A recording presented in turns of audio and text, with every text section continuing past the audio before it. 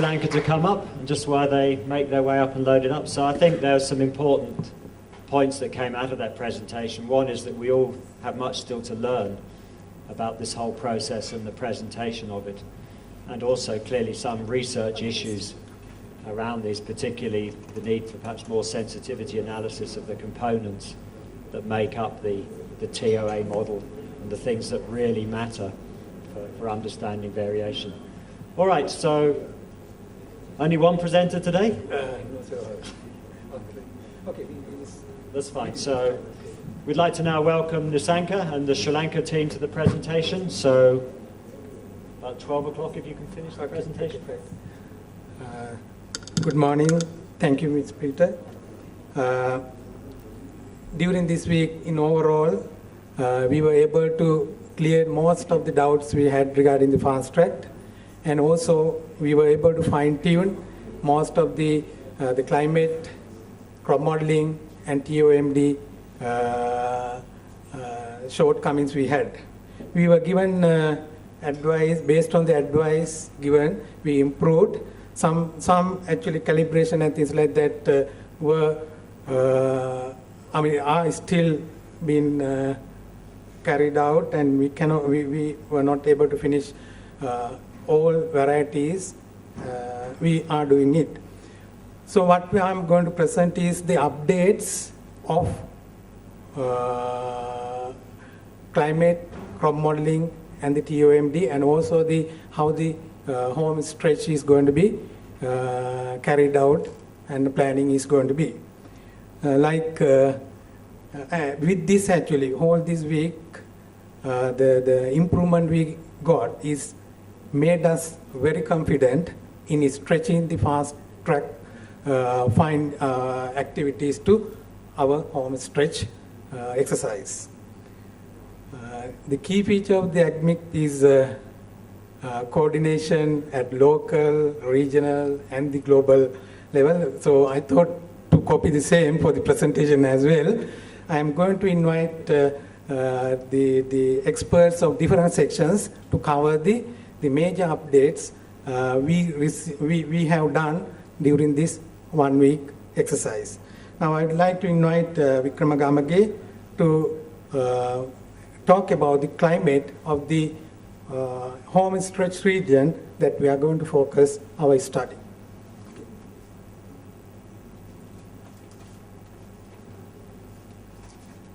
Okay, for this study we used one station, that is Batalagoda, that is the representing Kurunagala rice growing area. But we intend to use more stations later on. But based on the present study, we found few interesting things. In the lower part of the diagram, it shows the variation of rainfall and temperature during the year. As you can see in the top one,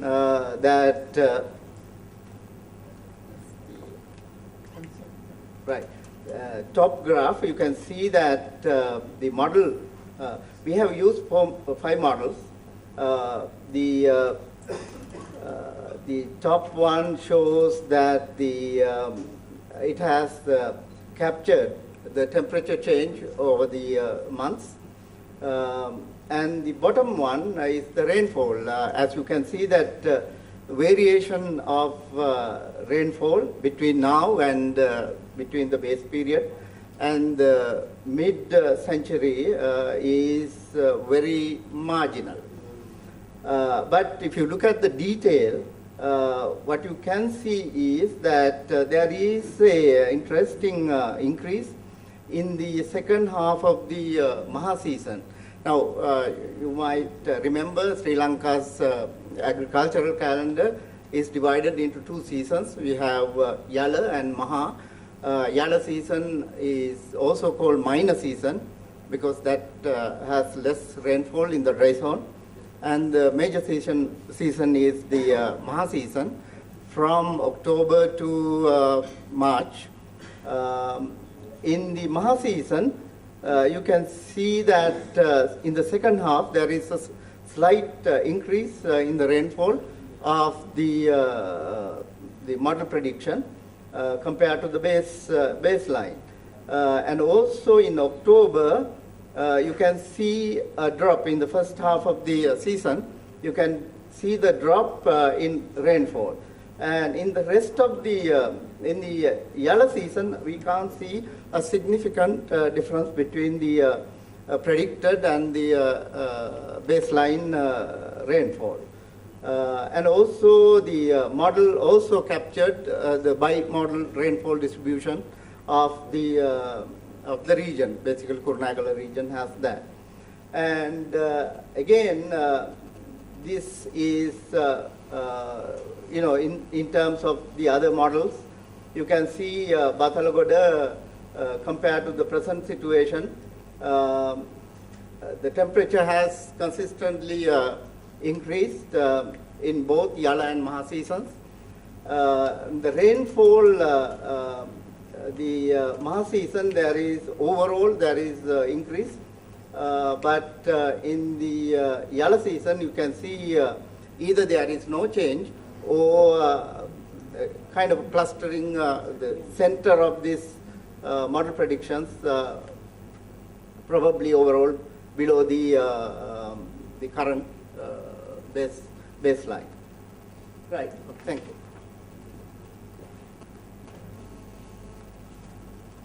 Now I would like to invite Asha Karunaratne to explain what has happened regarding the calibration improvement of the rice varieties based on the suggestions given. Okay, good morning. So before I explain this graph, I would like to just summarize what I did earlier.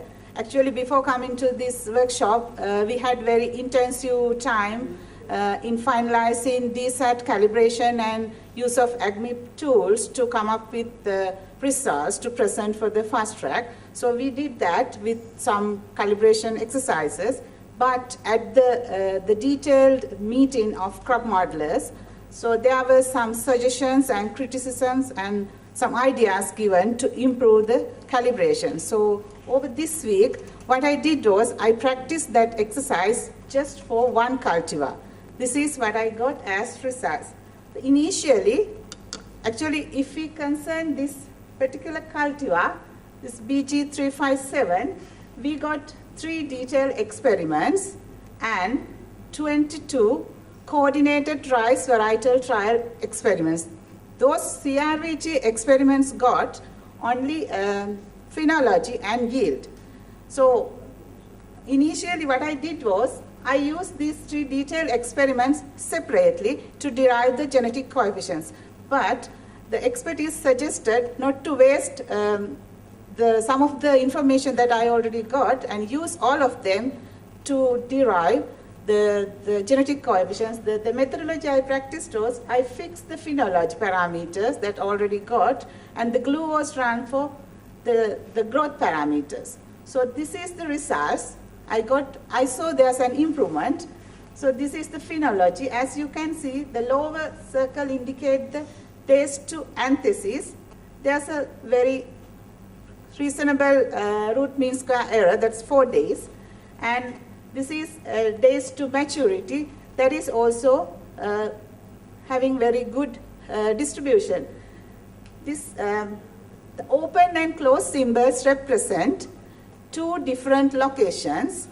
The closed symbols are for the location where I had these 3 detailed experiments. That's the Bathalagoda, Kurunegala district, where the fast track is doing. And the open symbols are from completely different agroclimatic zone. So the interesting thing is this yield. As you can see, there's a difference in yield in these 2 locations, MI and Bathalagoda. Usually, this MI location is having a higher temperature relative to this one, about 1.5 degree higher on average, but there are peaks during the growing season. The farmer gets relatively lower yield compared to Bathalagoda.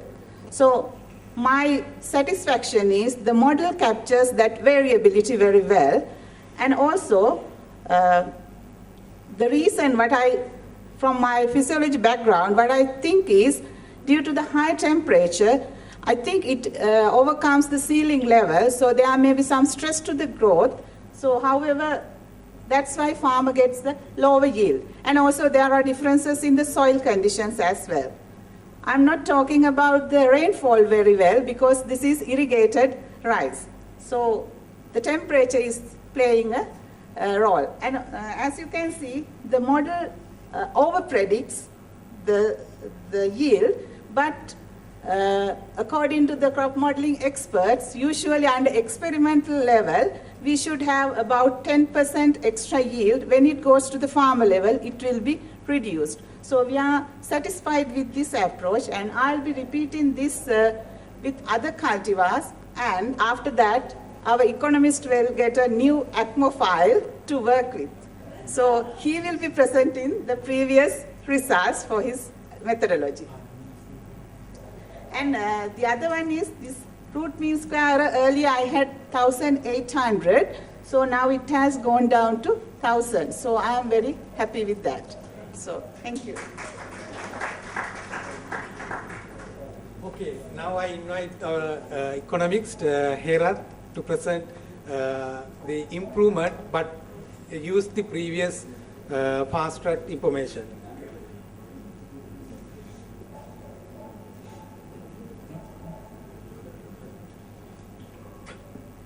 Good morning to all of you. First of all, I must thank Dr. John and Dr. Roberto for their help to update our TUMD results. Before we come to this workshop, we had many doubts and clarification. During this workshop, we were able to clarify all those things.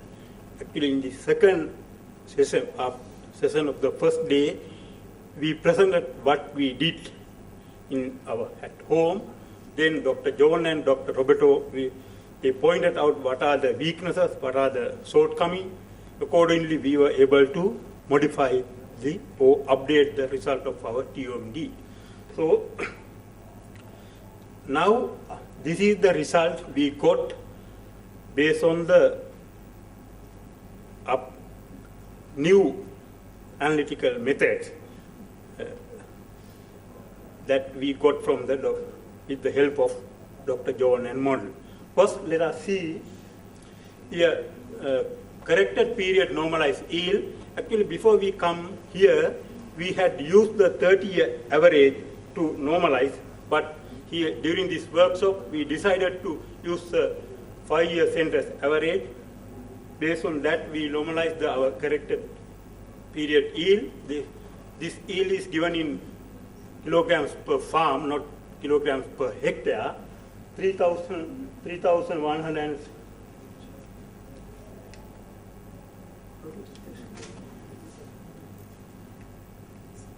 Yeah, 3,121. Then predicted yield according to our economic modeling system, 2,635.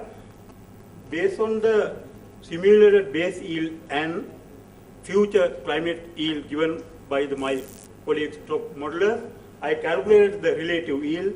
That was 0.86. Then ratio between this corrected normalized yield and predicted yield somewhat similar to the relative yield. This relative yield is 0.86. That means there is a negative impact of the impact of the climate change. Then we run the TUMD model. I got this graph. You can see from this graph, this this area indicates the minus loss, that means gain. In the graph, we can see around 30% of farmers will be benefited by the climate change. But this area shows the losses. That means around 66% of the population will be affected by the climate change. When we look at the net loss, you can see as a percentage of the mean net farm income, net losses will be around 15%.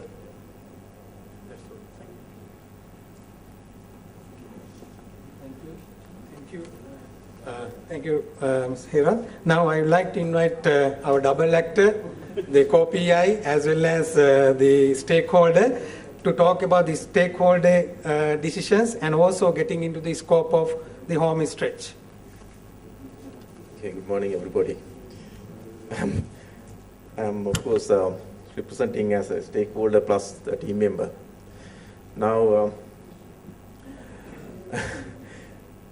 the stakeholders' views, of course, we had 4 different meetings, right from top to the bottom. I mean, we started with the farmers, and then from 2 different stations, research stations at Mahiluppala and Patalagoda, we met the scientists. And then we met the additional secretary level staff to get the views, stakeholder views about the project and what is the way forward. In general, the very first thing that they raised is, now it's not written here, that is what they want to look at it as a system approach, a farming system level, what is going to happen. I know for all of us as scientists, we know that it's a daunting task, but what the top level policymakers want is that to see how the farming system level approach is going to affect, to the future climate scenarios. And the other thing what they want, again the top levels policymakers, that they want us to solicit support from other scientists, whoever they are in Sri Lanka. Because Sri Lanka is a very small country, and we can get the support, of course, with free of charge. And I'm very happy to say that now, during the last meeting at Hyderabad, Asha was in a different camp. Now, thanks to Nishanka, now she's with AGMIP. So we have made a tremendous progress with her coming into AGMIP. So that type of attitude is there with the stakeholders. We have to get the support from all the knowledge people from Sri Lanka. Then the policy level approaches, when you think of Sri Lanka, even though it's a small country, we have these 2 different systems, that is central and provincial level. Those 2 have different policies. Provincial level, they have different policies. So we have to approach both in some or other in a diplomatic way, and we have to improve the relationship between these ministries. The key ministries, of course, the Ministry of Agriculture, Environment, Irrigation, and all that. They are the main stakeholders of this agricultural system. So what they want is to develop relationships with those ministries and concern. And then again they said whatever we propose, whatever we said and done, it is very uncertain. The management of risk and uncertainty is still not in a very good shape in Sri Lanka. So we need to improve that, of course, beyond the scope of AGMEP. But the lag behind the information that we gather and the action taken the lag period is very high. So because farmers, of course, they will stick onto traditional systems, and then changing their views is not that easy. But again, we have to do something on that. These are all stakeholder views. And then when it comes to key missions, key agencies that is responsible for decision making, of course, all related ministries like Ministry of Environment is running a leading role, agriculture, irrigation, and so on and so forth. And it is our duty as the team members of AGMIP Sri Lanka, it is our duty to some or other bridge this gap. We have to convey the message, what we develop, to the policymakers at upscaling level, and then also to the extension level and the farmer level. Then we talked about the relevance of results of the other regions to us. That, of course, at the policy level, at the macro level, is so important, because as far as the food security is concerned, what level to the global markets, global other countries in the world, that will definitely have an impact on us. So that is something which is concerned, which is of important to Sri Lankan policy level policymakers. And then we could share the technology and the knowledge what the others develop, and that's something which is concern. Mainstreaming adaptation and mitigation plans, of course, that is already in place. There's a climate change secretariat, and they have developed policy frameworks and things like that, and everything is documented. Those things will keep on improving with the adaptation technology that we are proposing. And legal framework is in place. There's a Parliament Act, those things are in place. The key challenges, of course, as I told you at the beginning, the coordination is poor, and with Sri Lanka, of course, we have, even though the country is small, ecologically we have 46 different agroecological regions. So it's very difficult to model for each and every region, for each and every crop, each and every farming system. So it's a difficult challenge. And also the predicting the climate is again a big challenge for Sri Lanka. Then scope for the home stretch. We will go ahead to the end for Kurunegala rice this system. That will be irrigator system, and then we are having 2 seasons, and then we will be definitely getting doing this for 120 farmers, or that's the minimum, and whatever we get, we will increase up to that level, and Dr. Herath is doing that. And we will be concentrating onto those 4 varieties, which is predominantly grown in that area. And we will be using both DSAT and APSIM, and APSIM work is continuing, and DSAT is, of course, now we are in pretty good shape, and the TOMD model will be done for Kurunegala. And then for sugarcane in the Monragal district, because we are committed to do that also, we will be doing the same thing, and we are hopeful that we will be finishing the sugarcane also in time. And then apart from the Kurunegala thing, we have another site in the wet zone, because I told you it's a very diverse ecological systems, and if not the TOMD, at least we will do the modeling part for the Madara wet zone districts. Then the adaptation package, of course, we have, before coming to this workshop, of course, we have run the model for all these scenarios.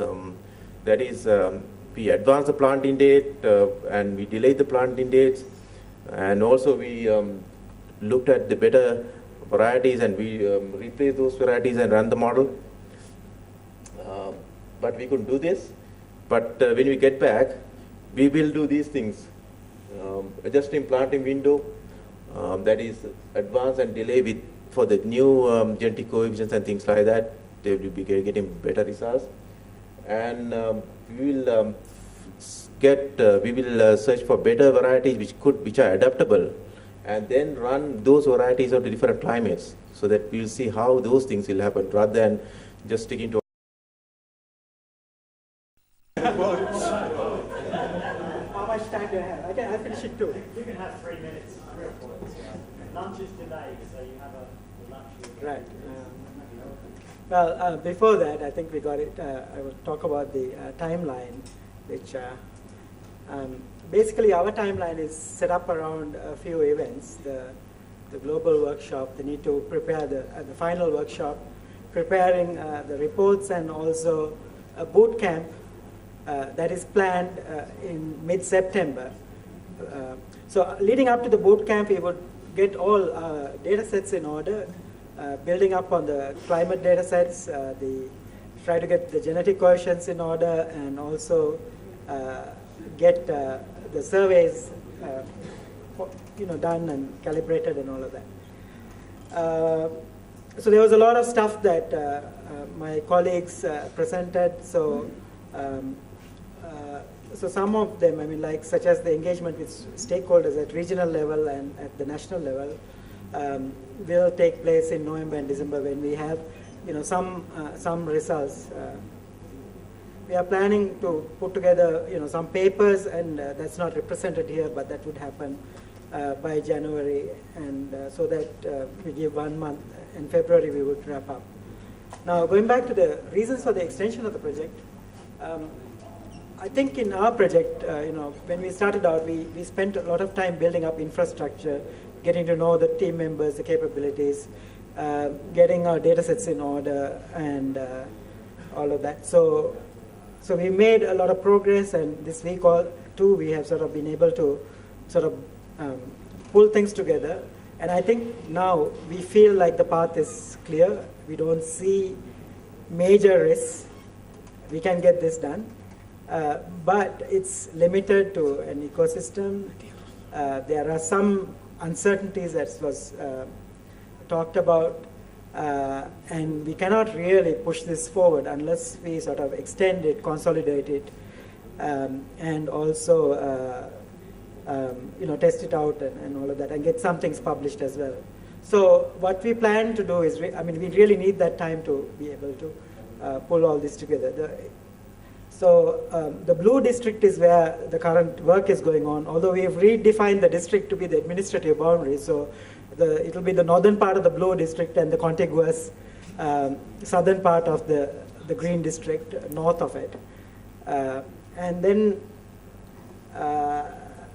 then we would cover most of the other districts where we have crop as well as climate and survey data as well. So the work going on in parallel for sugarcane, it will also not only, we will do it on one specific district, which is which is right here, but then we would also extend it to the other regions.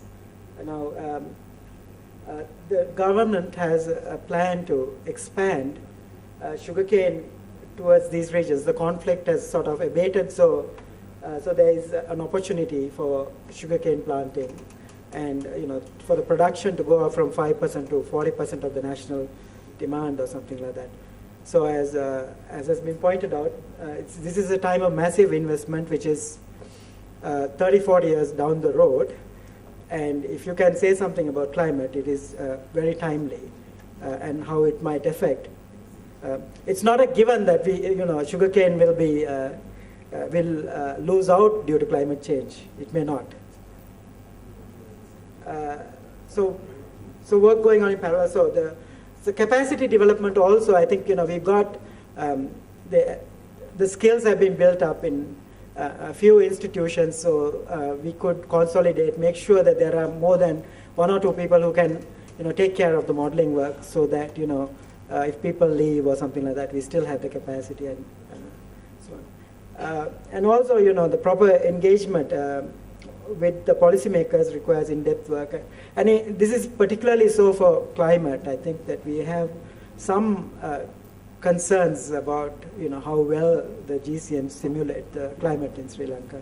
And without that, I think the rest of it, it becomes, there are questions about that too. Finally, let me thank the PIs who have been supporting us and helping us with putting things together. Let me thank the various experts in the climate, crop, and economic areas. They have been really, really helping us. I don't think this is justified just putting out this sort of things, but I really thank all of the experts because they have really sort us out. We have a lot of weaknesses and sort of helped us along. So I'm really happy for that. Daniel, he's been very patient with us, so we have to thank him, and also helped us with linking up with various folks, and he will be coming to Sri Lanka again in September, along with some of our other colleagues whom we are looking forward to from ICRISAT, as well as from some of the other teams. So we would really look forward to welcoming you in Sri Lanka.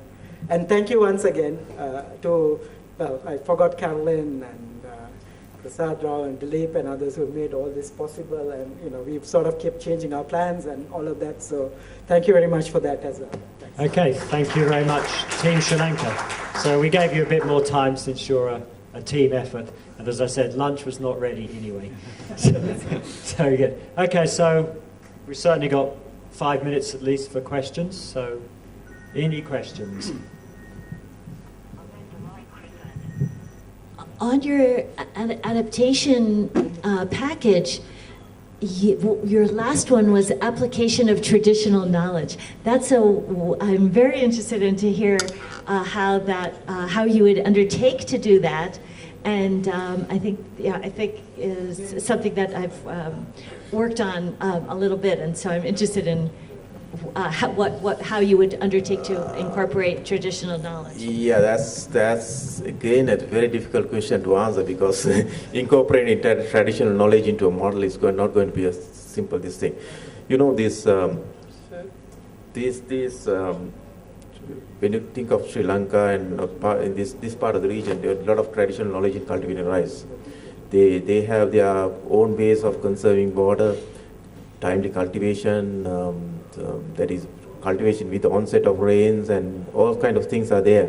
So we have to some or other, those things are of course already, I mean they are surveyed, and those are written documents are there. So we have to get those things, and I have not thought of how we are going to do it, but traditionally we are going to, we have to do it.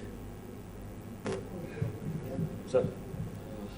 Well, I'm also concerned about your adaptation package. You have only included biophysical factors, but what about the policy variables, the use of technology, IT, socio-economic variables? Whether you are going to adopt your adaptation package or not? Socio-economic, I didn't understand your question well. Can you elaborate that? There are other factors also, the policy variable regarding the taxes, subsidies, government investments, and how we can going to incorporate the improved technology in the shape of the IT tools, the data availability regarding the climate and dissemination to the farmers. How we can incorporate in our adaptation package. Of course. Say for example, my colleagues will answer that the economics people will take care of in their model. They take care of the policy changes, and how not only policy changes, our food systems, behaviors will change. So that will change the whole requirement of cereals, pulses, and things like that. So these things will be taken care of. On top of all that, these adaptation measures, what we are thinking here is to what is physically coming into the field. That's what I was thinking. The economic things, policy things, of course, they will vary in this. Yeah, any. Regarding the policy level, actually policy decisions are linked to this adaptation method. For example, fertilizer. Now in our RRT and adaptation methods, in RRT we use the business as usual. Then government cannot continue the current fertilizer subsidy in long run. Some government will take a decision to cut down step by step the fertilizer subsidy, and in the meantime government promotes the use of organic fertilizer. That type of policy action will be taken by the government with the time, due course. I just had a quick question. I noticed your relative yield factor was about 0.86. This is in an irrigated region, right? So it would be interesting to go in.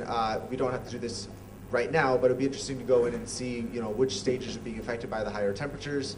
If it's just a growth, acceleration of growth, or if there are actually stages being particularly affected. It could help us in our analysis. So.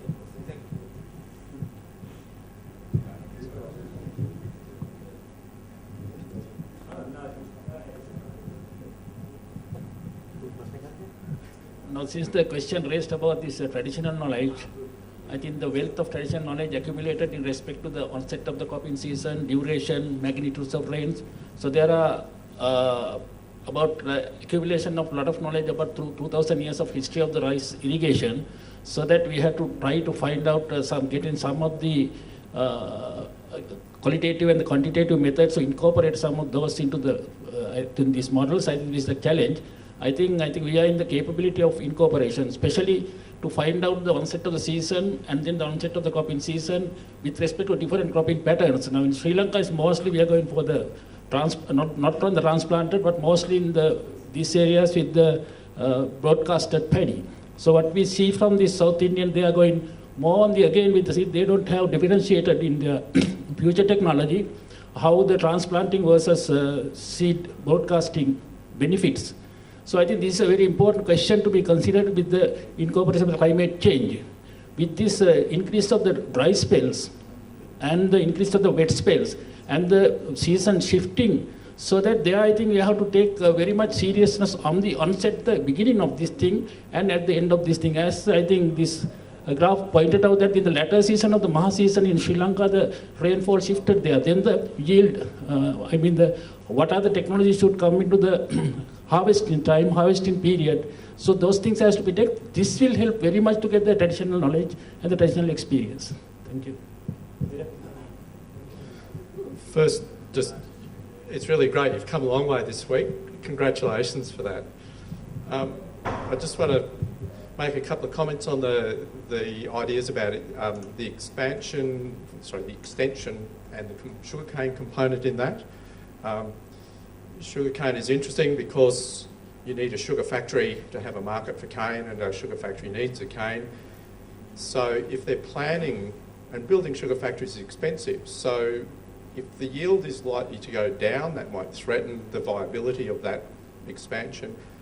But if the yield goes up, that's just as valid a result that should be of interest, because it might mean it's worthwhile investing in a slightly bigger factory than you would otherwise, or design it in a sort of a scalable way that you can add another crushing mill train to it, something like that.